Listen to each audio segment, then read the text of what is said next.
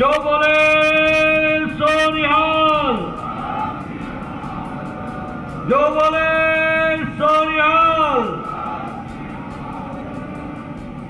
आज के कार्यक्रम में मंच पर आसीन भारतीय जनता पार्टी के राष्ट्रीय उपाध्यक्ष सम्माननीय सौदान सिंह जी,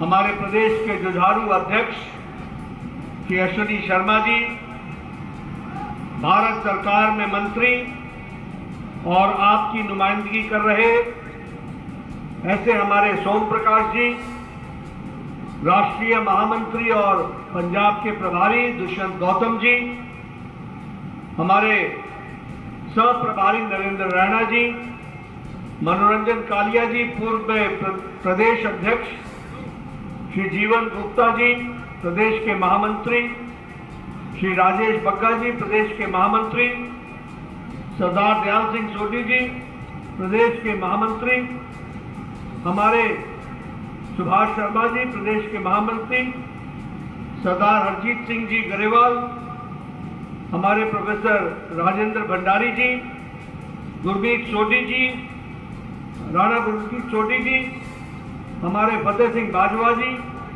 तीक्षण सूद जी, एस.एस. चन्नी जी, राकेश राठौर जी, पुष्पेंद्र सिंह जी, हमारे जिला अध्यक्ष, सम्मानित मंच और यहां इतनी बड़ी संख्या में भारतीय जनता पार्टी के हमारे कार्यकर्ता बंधु और मीडिया के मेरे साथी, प्रिंट मीडिया, इलेक्ट्रॉनिक मीडिया के मेरे साथी, मेरा ये सौभाग्य है कि मुझे आज यहां लुधियाना में आने का मौका मिला और सबसे बड़ी बात कि आते ही मुझे हमारे शहीद सुखदेव थापर जी के जन्म स्थान पर जाने का सौभाग्य मिला। कल उनकी जन्म शताब्दी है, जन्म जयंती है। निश्चित रूप से वहां से मुझे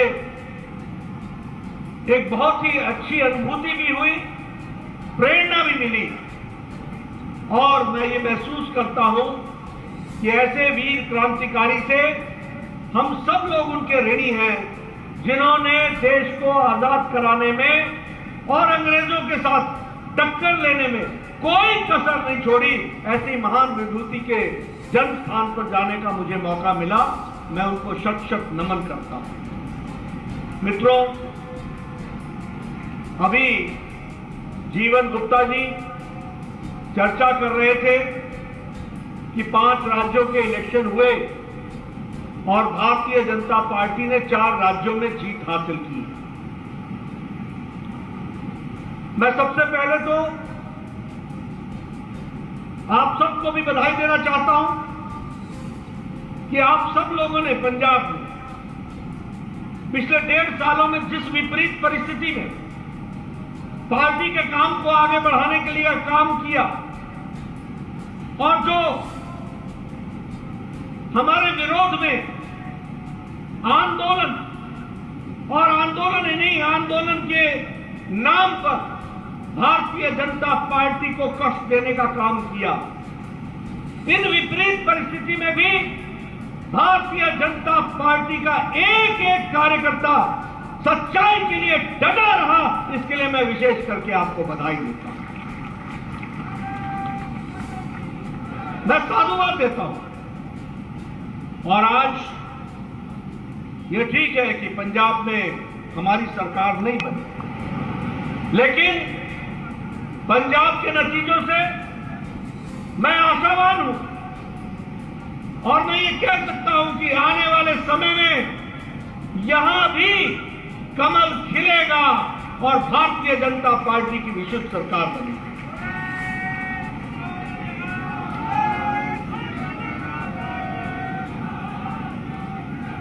यह ठीक है कि भारतीय जनता पार्टी को चुनाव के मैदान में पंजाब में आने में बहुत कम समय मिला।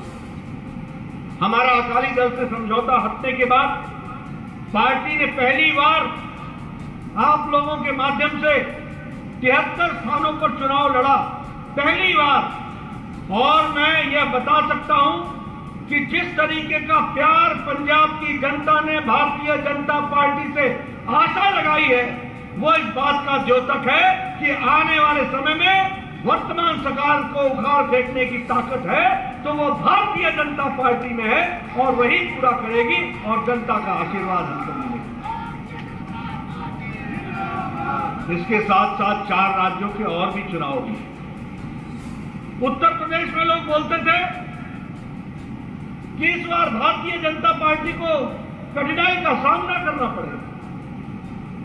मीडिया में भी तरह तरह की बातें आती थी, सामाजिक समीकरण बिगड़ गया है, भारतीय जनता पार्टी के पक्ष में नहीं रहेगा। लेकिन आपको जानकर के खुशी होगी कि उत्तर प्रदेश की जनता ने एक मुश्त फैसला नरेंद्र मोदी जी की स्कीम को और योगी जी के काम को उत्तर प्रदेश की धरती पर भरपूर सहयोग दिया।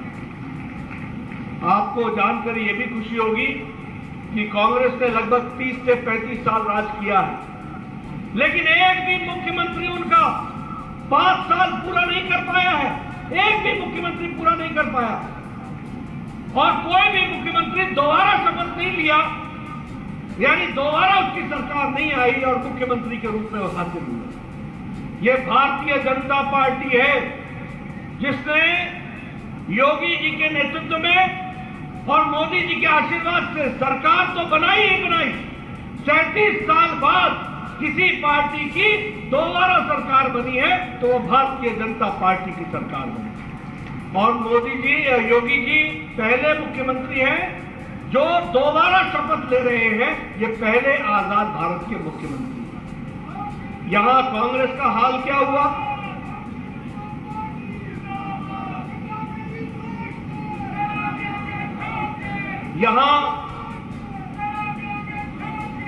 यहां कांग्रेस का हाल क्या हुआ? 389 सीट्स पर 389 सीटों पर चुनाव लड़ी और 387 सीटों पर जमानत जब्त हो गई कांग्रेस की। 387 सीटों। आम आदमी पार्टी ने 377 सीटों पर चुनाव लड़ा और 377 सीटों पर ही जमानत जब्त करा ली। यह आकर के स्थिति खड़ी। उत्तराखंड में भी हमें आशीर्वाद मिला जनता का। जब से राज्य बना है पहली बार किसी पार्टी की दोबारा सरकार आई है तो वो उत्तराखंड में आई है और वहां भी 70 सीटों में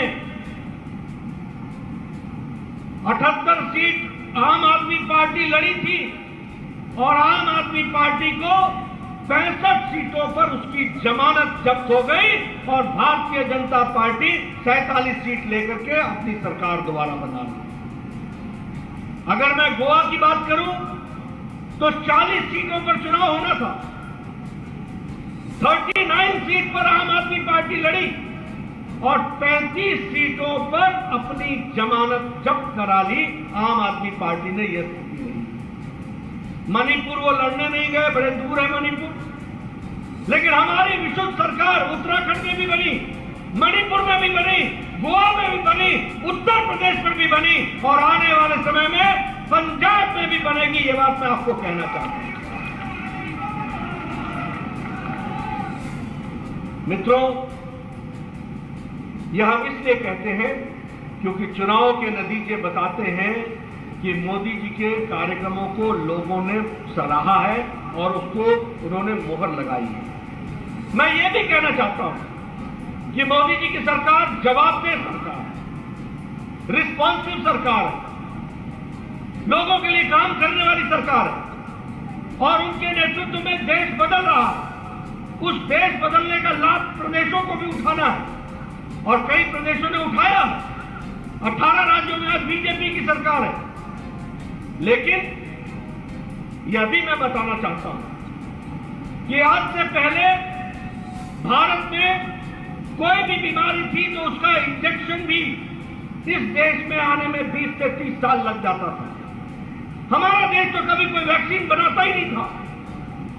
लेकिन जब कोरोना आया तो मोदी जी ने निश्चय किया कि भारत अपना इंजेक्शन और वैक्सीन बनाएगा और 9 महीने के अंदर एक नहीं 2-2 वैक्सीन दे करके भारत के लोगों को 190 करोड़ डोज लगा करके भारत को बचाने का काम किया तो नरेंद्र मोदी ने। ये मैं इसलिए आपको बोल रहा हूं, आज आप विदेशों में जाओ, अभी भी लोगों के मास्क नहीं उतरा है मुंह से, और यहां आप सब लोग नजदीक नजदीक बैठे हैं और किसी के मुंह पर मास्क नहीं है। ये 130 करोड़ की जनता को स्वास्थ्य का कवच, सुरक्षा कवच, ये डबल डोज लगा करके मोदी जी ने आपको दिया है, ये भी हमको याद रखना चाहिए। ये कभी सोचा था कि भारत ऐसा कर सकेगा? भारत तो मांगने वाला देश था, देने वाला नहीं था। आज हम ये कह सकते हैं कि यही कोरोना की वैक्सीन 100 देशों को वैक्सीन मैत्री के तहत भारत ने पहुंचाई है और 48 देशों को मुफ्त में दवा पहुंचाई है। 1,70,00,000 डोज उनको पहुंचाई गई है और लगभग 18 करोड़ डोजेज 100 देशों में भेजी गई है। यह परिस्थिति ला करके खड़ी है। आप बताइए, यूक्रेन से किसी देश ने अपने बच्चों को लाने की व्यवस्था की है? किसी देश ने? अमेरिका ने की क्या? इंग्लैंड ने की क्या? कनाडा ने की क्या? हमारे यूरोप के देशों ने की क्या? ऑस्ट्रेलिया ने की क्या? पाकिस्तान ने की क्या? बांग्लादेश ने किया क्या? यह भारत है मोदी जी के नेतृत्व में, जिसने 1 महीने के अंदर 23,000 बच्चों को सकुशल वापस अपने घर तक पहुंचाया। यह भी हमको याद रखना है। और लगभग 3,000 बच्चे आपके पंजाब के हैं, 3,000 बच्चे 114 फ्लाइट्स मुफ्त में भेजकर 14 फ्लाइट्स इंडियन एयरफोर्स की भेजी गई और बाकी सर्विस फ्लाइट्स भेजी गई। 100 भेजी गई सर्विस फ्लाइट्स और 14 भेजी गई एयरफोर्स की फ्लाइट्स और 23,000 बच्चों को लाया गया। मोदी जी देखिए बदलता हुआ तस्वीर कैसे है। मोदी जी ने बताइए पुतिन से बात की कि नहीं की? ज़ेलेंस्की से बात की कि नहीं की? युद्ध रुकवाया कि नहीं रुकवाया? अपने बच्चों को बाहर निकाला कि नहीं निकाला? और विदेश मंत्रालय से उनको तुरंत वीजा लगा करके भारत पहुंचाने का तो काम किया ही किया, दूसरे देश के बच्चे भी भारत का तिरंगा लेकर के वहां से बचने के लिए निकले। ये भी हमको याद रखना चाहिए।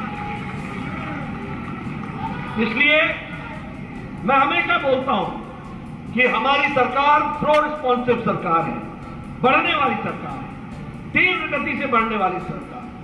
मैं ये भी आपके साथ चर्चा करना चाहता हूं कि भारत आज आत्मनिर्भरता की ओर जा रहा है और आत्मनिर्भरता की जब हम बात करते हैं तो अभी इंटरनेशनल मॉनिटरी फंड ने जो प्रोजेक्शन दिया है उस प्रोजेक्शन में भारत का ग्रोथ रेट 2022 में 8.2% किया है, 8.2% किया है और चाइना का ग्रोथ रेट 4.4 किया है और अमेरिका का ग्रोथ रेट 3.7 किया है। यानी 3.7% अमेरिका का ग्रोथ रेट होगा, चाइना का 4.4% होगा और भारत मोदी जी के नेतृत्व में 8.2 की दृष्टि से आगे बढ़ेगा। ये अभी हमको याद रखना चाहिए। अभी IMF ने ये बताया है कि भारत की अति गरीबी को पिछले 2 साल से मोदी सरकार ने 1% से नीचे रखा है, अति गरीबी की रेखा को। और ये इसलिए हुआ है क्योंकि राशन मुफ्त में 80 करोड़ की जनता को खिलाया जा रहा है जब से कोरोना आया है। बोलिए 5 किलो गेहूं मिलता है कि नहीं मिलता है? मिलता है कि नहीं मिलता है? 5 किलो चावल मिलता है कि नहीं मिलता है? दाल मिलती है कि नहीं मिलती है? 80 करोड़ की जनता को मुफ्त 5 किलो गेहूं, 5 किलो चावल, 1 किलो दाल ये देने की व्यवस्था की है। और भारत गरीबी की रेखा से नीचे रहने वाले लोगों में 12% लोग ऐसे हैं जो गरीबी की रेखा से ऊपर उठ गए हैं। यह भी हमको याद रखना चाहिए कि यह परिवर्तन आया है। यह आंकड़े मैं आपके सामने इसलिए रख रहा हूं कि मित्रों, हमारी सरकार जवाबदेह सरकार है, हमारी सरकार लोगों को आगे बढ़ाने वाली सरकार है। आज खादी जिसको कांग्रेस ने अपना नारा समझा था, वह खादी को आज 1,15,000 करोड़ का टर्नओवर खादी ने भारत ने हासिल किया है। सबसे ज्यादा टर्नओवर हुआ है, फास्ट मूविंग कंज्यूमर गुड बन गया है खादी। ये भी हमको ध्यान में रखना चाहिए। यानी लोकल फॉर वोकल की बात भी करें तो उसको भी बढ़ाने का काम, खादी का काम भारत की सरकार ने किया है। ये भी हमको ध्यान रखना। अगर मैं आत्मनिर्भर भारत की बात करता हूं, अभी अभी मैं इंडस्ट्रीज के लोगों से मिलकर के आया, मैंने उनके साथ शेयर किया। $400 बिलियन का एक्सपोर्ट करने का भारत की ताकत बनी है। $400 बिलियन। भारत जो इंपोर्ट करने वाला देश था, आज भारत एक्सपोर्ट करने वाला देश बन गया और मैन्युफैक्चरिंग सेक्टर में बन गया। यह भी हम परिवर्तन देखते हैं। मित्रों, ये सारी बातें आपके सामने मैं इसलिए कह रहा हूं क्योंकि जो कार्य हमारी सरकार ने किया है वो आपके सामने आना आवश्यक है। मित्रों, मैं पंजाब की धरती पर आया हूं। हिंदू सिख भाई भाई के तरीके से हम आगे बढ़ रहे हैं, लेकिन एक बात बताना चाहूंगा, जो काम सिखों के लिए प्रधानमंत्री मोदी जी ने किया वो किसी भी नेता ने आज तक नहीं किया है। यह मैं ऑन रिकॉर्ड दावे के साथ कह सकता हूं, ऑन रिकॉर्ड कह सकता हूं। आप बताइए, FCRA में, फॉरेन कंट्रीब्यूशन रेगुलेशन एक्ट में हरमंदिर साहब को रजिस्ट्रेशन कराई कि नहीं कराई? आज दुनिया भर के सिख भाई हरमंदिर साहब को कंट्रीब्यूट कर सकते हैं। यह परिस्थिति अगर पैदा की है तो नरेंद्र मोदी जी ने कानूनों में परिवर्तन करके फॉरेन कंट्रीब्यूशन रेगुलेशन एक्ट के तहत हरमंदिर साहब को लाने का काम किया। कभी आज तक नहीं हुआ। लंगर पर से GST हटी कि नहीं हटी? लंगर पर से GST हटाई कि नहीं हटाई? यह मोदी जी ने, और 325 करोड़ सालाना भारत सरकार उस टैक्स को भरती है, 325 करोड़। यह है जज्बा हमारे सिख भाइयों के प्रति। आप बताइए, आप नानकाना साहब जाना चाहते थे, करतारपुर कॉरिडोर इतने सालों से रुका हुआ था कि नहीं रुका हुआ था? कोई सरकार नहीं कर पाई। 120 करोड़ रुपए देकर के कॉरिडोर भी बनाया, रास्ता भी निकाला, वहां यात्रियों के ठहरने की व्यवस्था भी की। और अब आप गुरु नानक देव के नानकाना साहब पर जाने के लिए वो व्यवस्था की गई, तो वो भी नरेंद्र मोदी ने करके दी है। ये भी मैं आपको बताना चाहता हूं।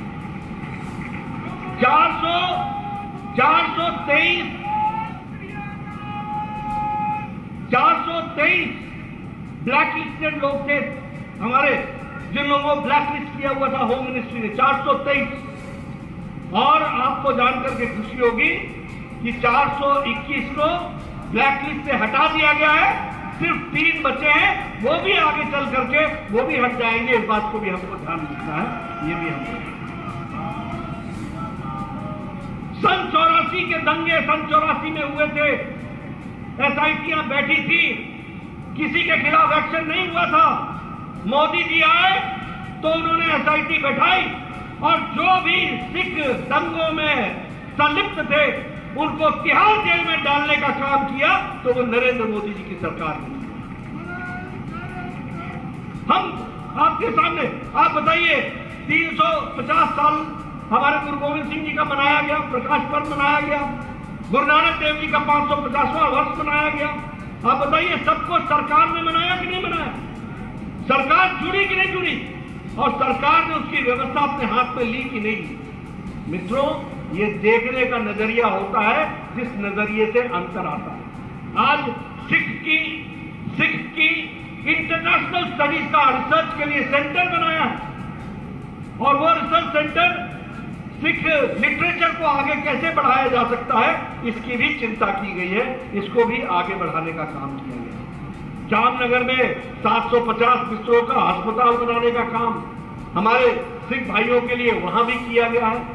यानी हर दृष्टि से सिख भाई मेन स्ट्रीम में आए और भारत सरकार उनकी है और मोदी उनका है, इसको संदेश देने में कोई कसर नहीं छोड़ी है। और इस काम को करके हमारे सिख भाइयों को बताया, सिख भाइयों के लिए काम को किया गया।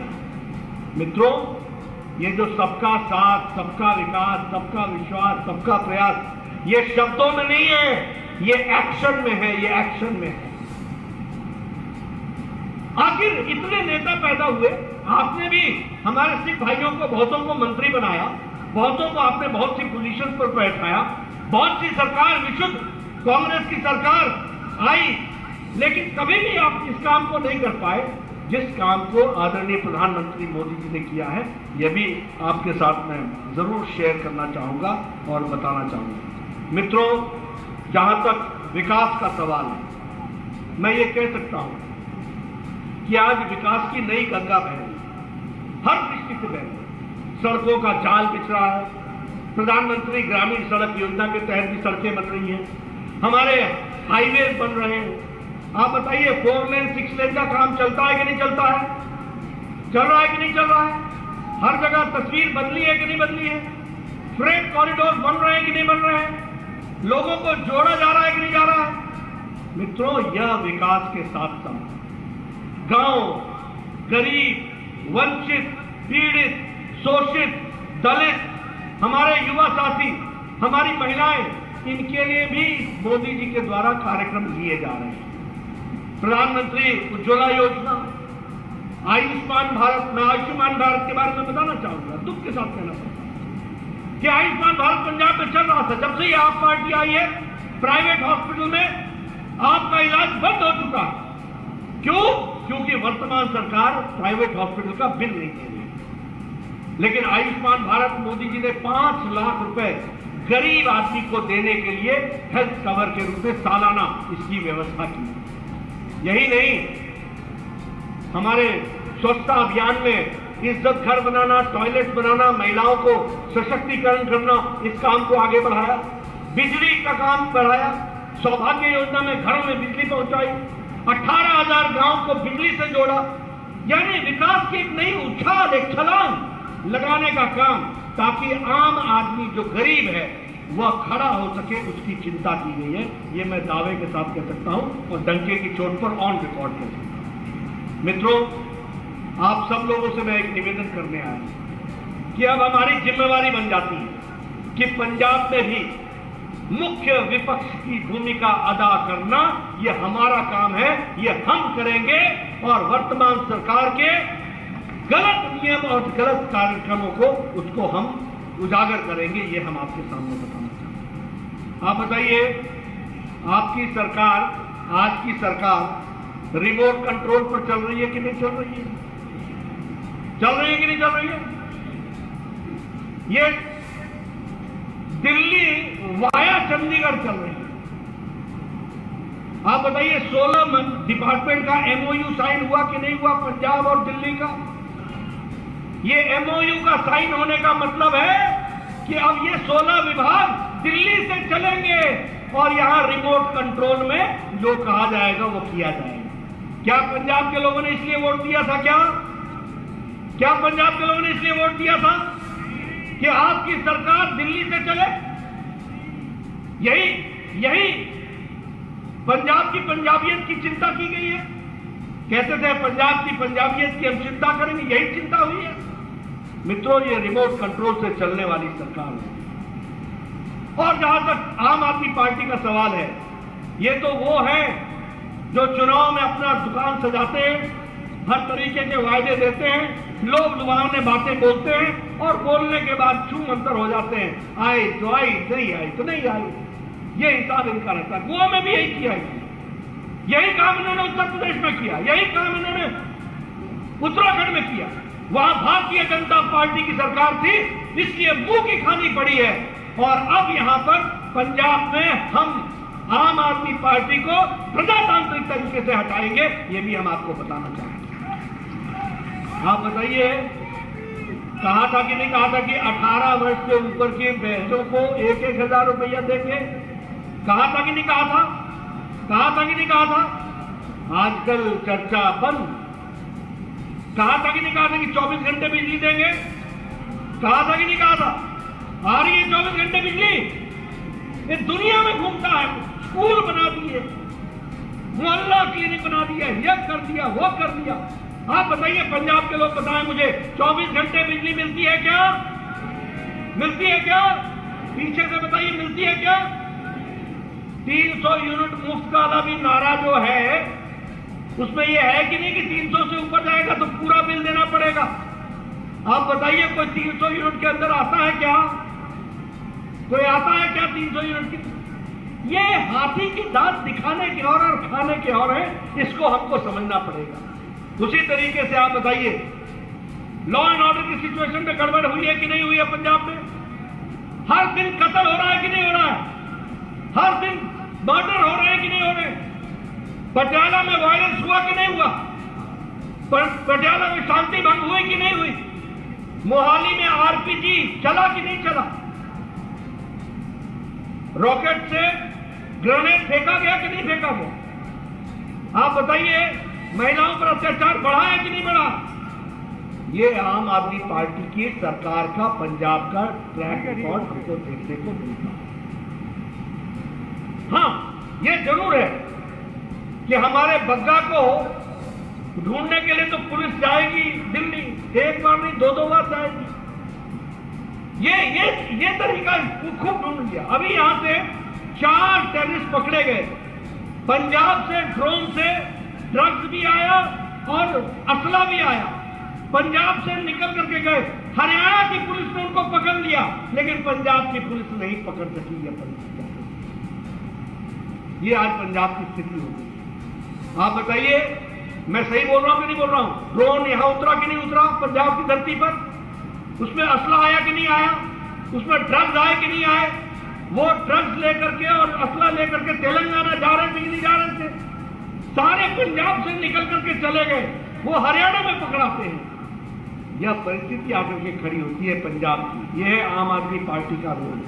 मित्रों, हमको एक विपक्ष की भूमिका के साथ साथ इन बातों का पर्दाफाश करना है, सच पंजाब की जनता के सामने रखना है। और जैसा मैंने पहले कहा, मुझे पूरा विश्वास है कि जनता का आशीर्वाद आगे भारतीय जनता पार्टी को मिलेगा। लोगों का कांग्रेस पर विश्वास नहीं है, शिरोमणि अकाली दल पर विश्वास नहीं है। लोग भारतीय जनता पार्टी को देख रहे हैं, लोग मोदी जी के नेतृत्व को देख रहे हैं, लोग देख रहे हैं कि मोदी जी के नेतृत्व में देश कैसे आगे बढ़ रहा है। उसको संभाल करके आगे ले जाना, ये यहाँ बैठे हुए हमारे साथियों का जिम्मा होगा, ऐसा मैं मानता हूँ। मैं आपका ज़्यादा समय नहीं लूँगा। मुझे बताया गया कि काफ़ी लंबे समय से आप यहाँ पर आकर के विराजमान हुए हैं, इसलिए ज़्यादा समय न लेता हुआ अंत में आपसे फिर मैं एक ही गुजारिश करता हूँ कि मित्रों, पंजाब आपका है, कल हमारा है, पूरी ताकत से लगिए। बहुत बहुत धन्यवाद। जय भारत, जय पंजाब।